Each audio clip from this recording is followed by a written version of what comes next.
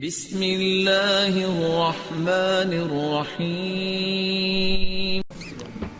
بھائی نے ایک سوال کیا کہ اگر کوئی عورت حاملہ ہو، پریگننسی کے دوران کوئی کمپلیکیشنز آ جائے تو کیا ایبورشن کیا جا سکتا ہے، اور روح جو ہے بچے کے اندر کب ڈالی جاتی ہے؟ تو دیکھیے، سب سے پہلی چیز تو یہ کہ بچے کے اندر ماں کے پیٹ میں روح 40 اور 40 دن، جب رسول اللہ فرماتے ہیں حدیث میں 40 اور 40 دن جب گزر جاتے ہیں تو اللہ ایک فرشتے کو بھیجتا ہے جو روح لے کر آتا ہے، روح پھونکتا ہے اس ماں کے پیٹ میں اور پھر 4 چیزیں لکھ دیتا ہے۔ ٹھیک، تو 40 اور 40 کی آپ گنتی لگائے تو وہ جو ہوتے ہیں 120 دن۔ 120 دن مطلب 4 مہینے کا جب بچہ ہو جاتا ہے تو اس کے اندر روح پھونک دی جاتی ہے۔ تو پہلا تو یہ ہوا۔ دوسرا، کچھ لوگوں نے یہ سوچا ہے، یہ ان کا خیال ہے، اس کی کوئی دلیل نہیں ہے، کچھ لوگ یہ سمجھتے ہیں کہ روح پھونکنے سے پہلے اگر ابارشن کرائے تو اس کا گناہ نہیں ہے۔ سبحان اللہ، ایسی کوئی دلیل نہیں ہے، ایسی کوئی دلیل نہیں۔ بھائی نے اچھا سوال کیا ہے۔ روح پھونکنے کے تعلق سے لوگ خاص طور سے پوچھتے کب ہوتا ہے؟ 4 مہینے۔ تو 4 مہینے سے پہلے ابارشن کرانا گناہ نہیں۔ یہ کس نے کہا آپ سے؟ یہ کس نے کہا؟ اسی کوئی دلیل ہے؟ نہیں۔ قرآن نے تو کہا کہ اپنی اولاد کو قتل مت کرو، یہ تھوڑی کہا روح پھونکنے سے پہلے مت کرو، روح پھونکنے کے بعد کرے تو وہ گناہ ہے۔ قتل مت کرو اس ڈر سے کہ تم کیا کھلاؤ گے، ہم ان کو بھی کھلاتے تم کو بھی کھلاتے۔ دوسری آیت نے فرمایا ہم تم کو بھی کھلاتے ان کو بھی کھلاتے ہیں۔ دونوں طرفہ فکروں کو دور کر دیا۔ ایک فکر اس ماں باپ کی ہو سکتی جو خود کھانے کو محتاج ہے، تو اللہ کہہ رہا تم کو بھی کھلاتے ان کو بھی کھلائیں گے، مطلب تمہارا بھی حمل ذمہ ان کا۔ ایک ہے جس کا کھانے کو تو ہے لیکن فکر کر رہا ہے دوسری وجہ سے صحت ہو جائیں گی، فلاں ہوں گی، تو انہوں نے کہا ان کو بھی کھلاتے تم کو بھی، تم اپنے لیے مت ڈرو۔ دونوں طرفہ بات کی۔ تو 4 مہینے کا جب ہو جاتا ہے ماں کے پیٹ میں بچہ، جب روح پھونک دی جاتی ہے، لیکن اس سے پہلے اور اس کے بعد دونوں میں ابارشن کرانا غلط اور حرام ہے، سوائے اس کے کہ بھائی نے سوال کیا کب کرایا جا سکتا ہے۔ تو یاد رکھیے، اگر کوئی ایسا میڈیکل کمپلیکیشن آتا ہے جو کمپلیکیشن واقعے میں شرعی اعتبار سے کہا جائے گا کمپلیکیشن ہے، جو آپ کا منمانا، ہمارا منمانا، ہمارا گڑھا ہوا یا جس کو ہم کہیں گے لوگوں کا بنایا ہوا ہو، وہ نہیں چلیں گا۔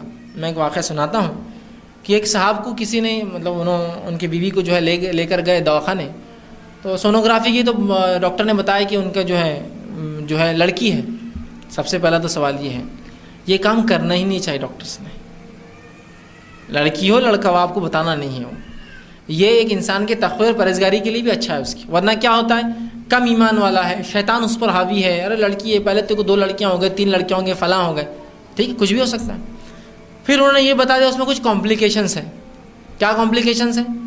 لگتا ہے اس کا ہونٹ برابر نہیں ہے، لگتا ہے، سب گمان ہے، ظاہر سی بات ہے، کوئی بھی ایگزیکٹ نہیں ہو سکتا، اپروکسیمیشن نہیں ہو سکتا مشینوں کے ذریعے۔ لگتا ہے اس کا ایک ہونٹ خراب ہے، لڑکی، پھر اس پر ایک ہونٹ خراب، دیکھیے آپ کی مرضی والی، سبحان اللہ۔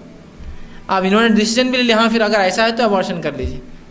میں نے کہا اگر لڑکا ہوتا ہونٹ کے آپ ہاتھ بھی نہیں ہوتا تھا، آپ پیدا ہونے دیتے تھے؟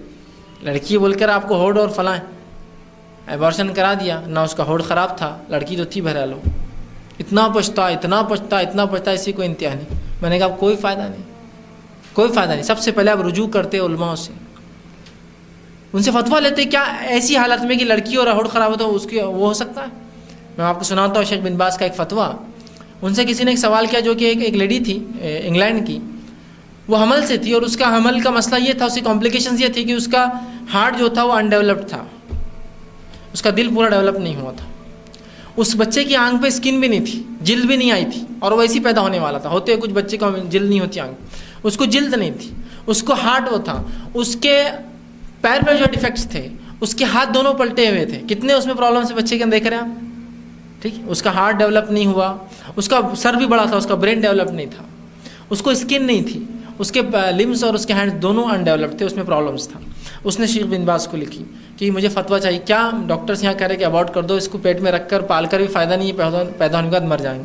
شیخ بن باز نے اس کو جو ہے جواب دیا، اگر وہ زندہ ہے تو پیدا ہونا اس کا حق ہے، پھر اس کو ہارٹ ہو نہیں ہو، برین ہو نہیں ہو، اس کے ہاتھ زندہ ہے تو پیدا ہونا اس کا حق ہے۔ اگر مر جاتا ہے تو پھر الگ شکل ہے، اگر وہ پیٹ میں ان کمپلیکیشنز کی وجہ سے ڈیتھ ہو جاتی ہے اس کی، تو ظاہر سے تو پھر تو اس کو پیٹ سے باہر نکالنا پڑے گا، اس لیے کہ ماں کی زندگی کا سوال۔ لیکن اگر وہ زندہ ہے ابھی تو پیدا ہونا اس کا حق رہے گا،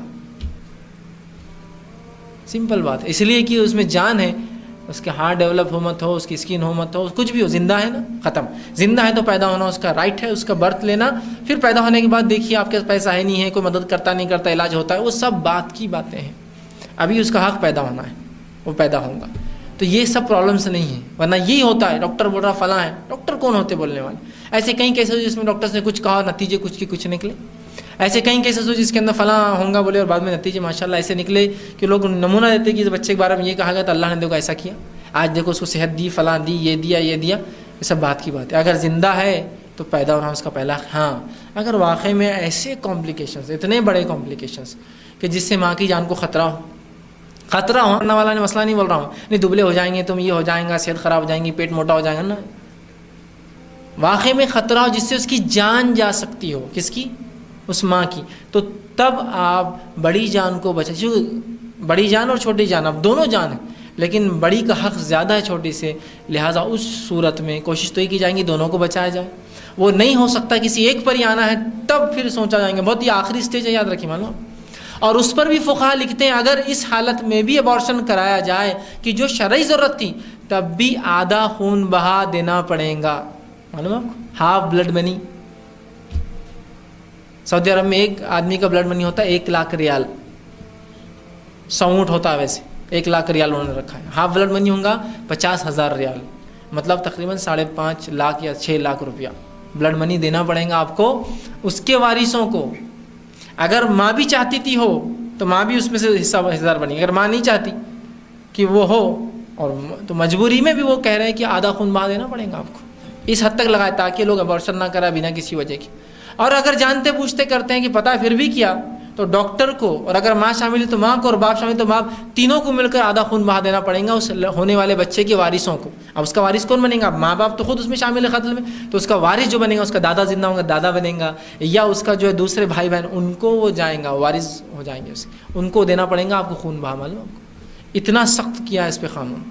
تو بہرحال شرعی وجوہات یہ ہو سکتی ہے کہ اتنے کمپلیکیشن ڈیولپ ہو جائے کہ ماں کی جان کو خطرہ ہو۔ سیکنڈ یہ ہو سکتا ہے کہ بچہ پیٹ میں مر جائے، جس کی وجہ سے ظاہر سی بات ہے جب مر جائیں گا تو اس سے پھر تو ظاہر سی بات ہے وہ ریئیکشن کریں گا اور جس میں نقصان ہوگا تو تب اس کو نکالا تھا۔ یہ بہت ایکسٹریم کیسز ہیں جو جنرل کیسز میں نہیں ہوتا، لیکن ہمارے پاس آج کل معاملہ یہ ہے کہ لوگ ایسی باتوں کے لیے ابارشنس کراتے ہیں جس کے لیے میں خود تعجب کرتا ہوں، یا جس کو عام زبان میں خون کے آنسو انسان کو رونا پڑتے ہیں۔ ہم کو حج کو جانے کا تھا بلکہ ابارشن کرائے، سبحان اللہ، اللہ رب العزت لعنت دے ایسے لوگوں پر جو حج کو جانے کے لیے، اگر میں کہوں میرا باپ جو بیمار ہے اور میرے کو حج کو جانا ہے، وہ مر رہا نہیں تو یار اس کو جلدی سے ختم کر دو، اس کو آکسیجن نکال دو، اس کا پائپ اس کو مار دو اور پھر میں چل جاتا ہوں حج کو، کیا اس کی اجازت دی جا سکتی ہے؟